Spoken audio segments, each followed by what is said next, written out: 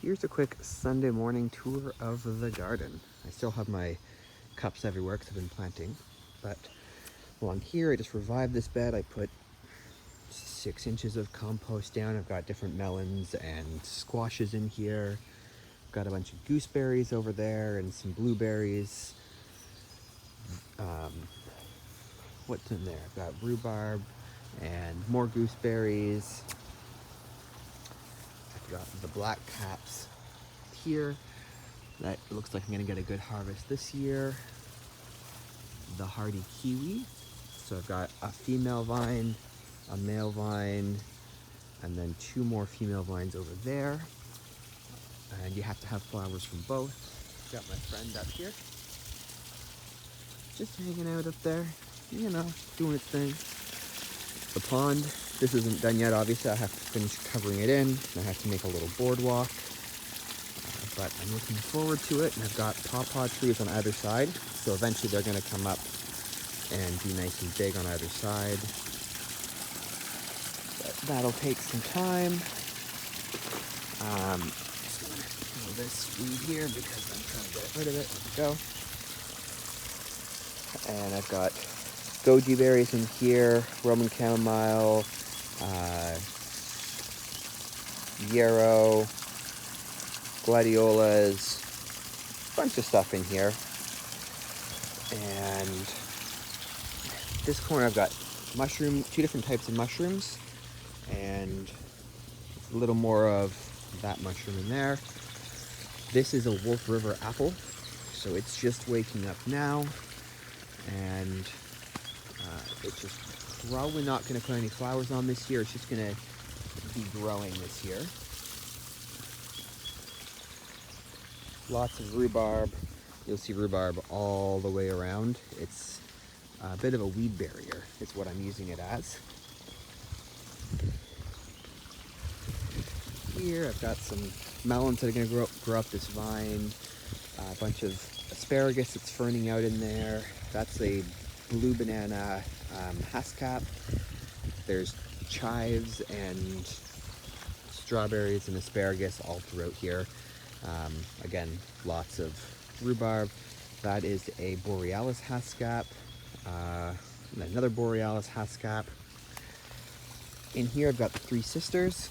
I just have it covered so that they don't get dug up before, all the seeds don't get dug up like they typically do. So I've got a purple sweet corn, cascadia peas, and spaghetti squash, and butternut squash, I believe is what's in there. I've got some zinnias, I've got some straw flowers. What else is in here? This is a Flemish Beauty pear. So again, it's still just waking up here, and it's surrounded by a bunch of, take a peek in here. So we've got a bunch of asparagus. This is all grown from seed last year. So I think next year I might be able to harvest them. We'll take a peek and see. We've got strawberries in here. So there's a strawberry blossom again. These were grown from seed last year. Actually, no, these ones weren't. These are some of the only ones that weren't grown from seed. These were volunteers in my yard, and these ones run and cover very aggressively, which is nice. Roman chamomile, there's dill in here, there's lots of smelly things to distract pests from eating my tree.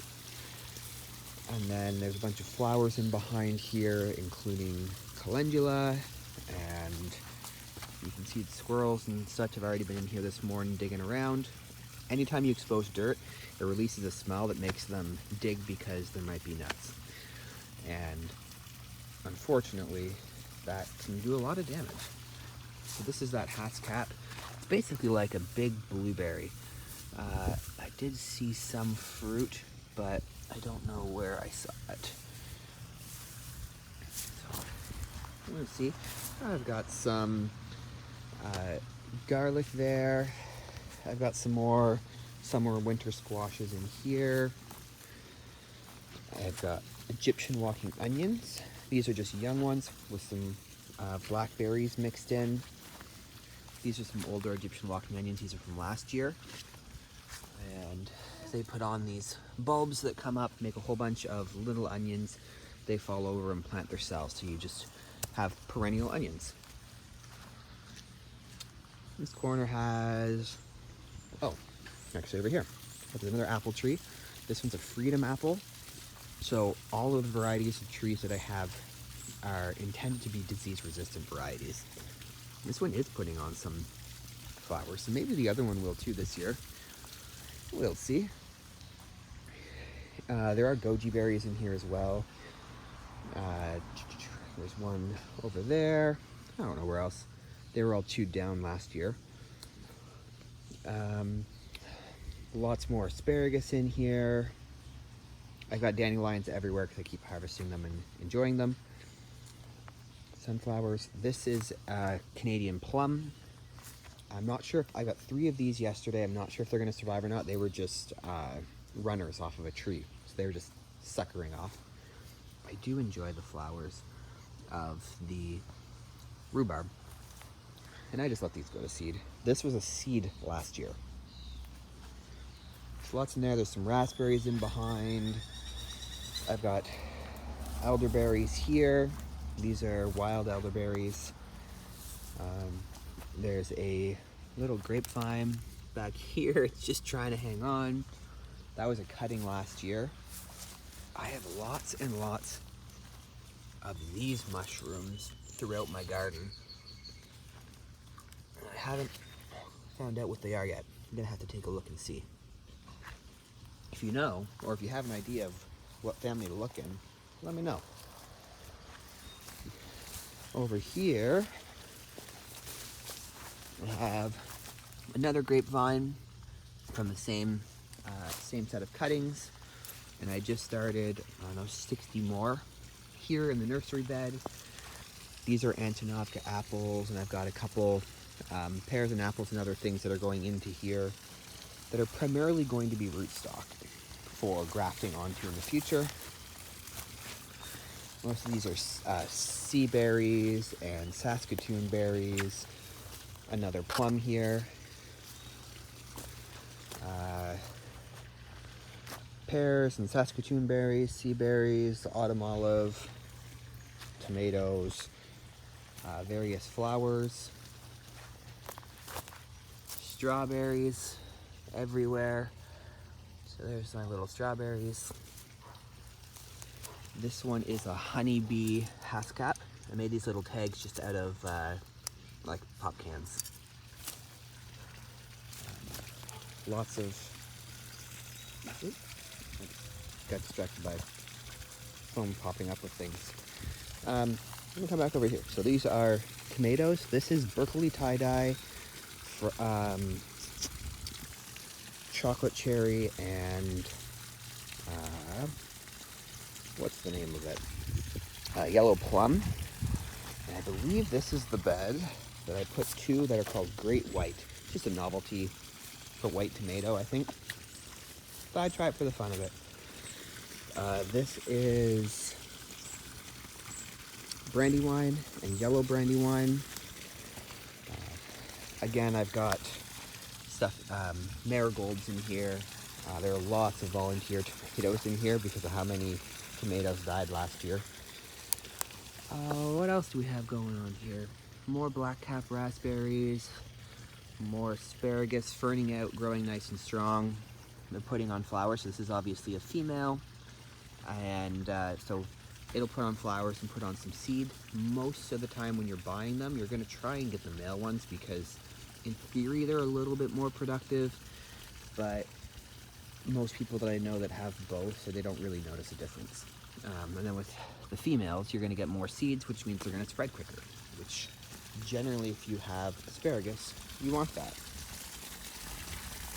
So these are, again, the tomatoes. I've got peas growing up here.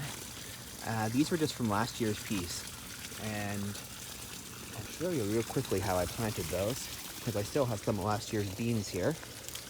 I just let them dry on the plant, and then inside, those are the seeds. So you just plant them in, and then you have them. I've got some lemon balm in there.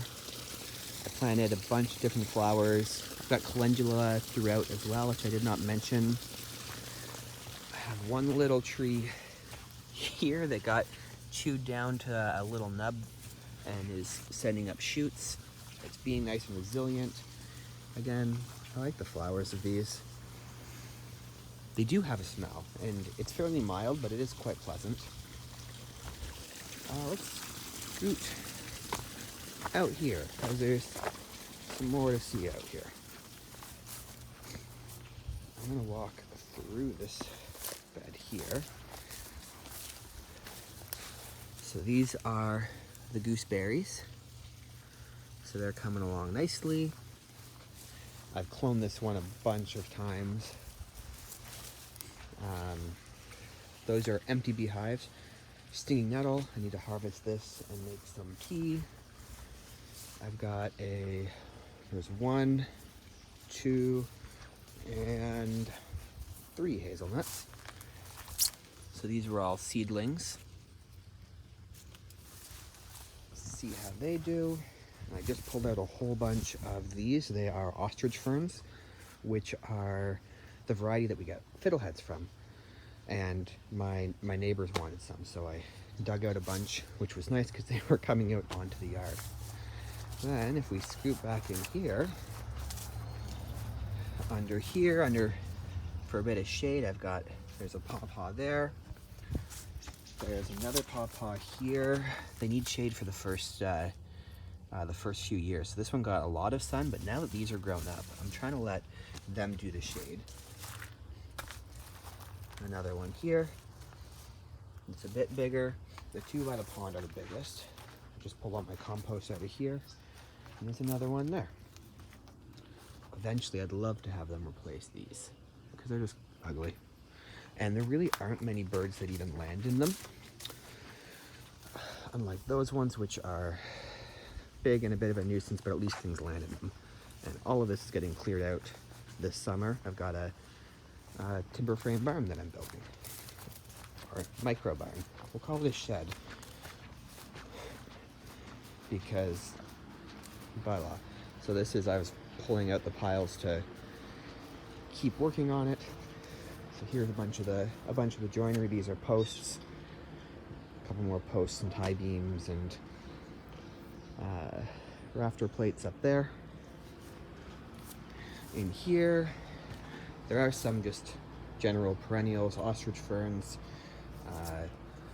Jerusalem artichoke, 2 more pawpaws in here, doing their thing. That looks like a walnut. More asparagus, more strawberries, more rhubarb.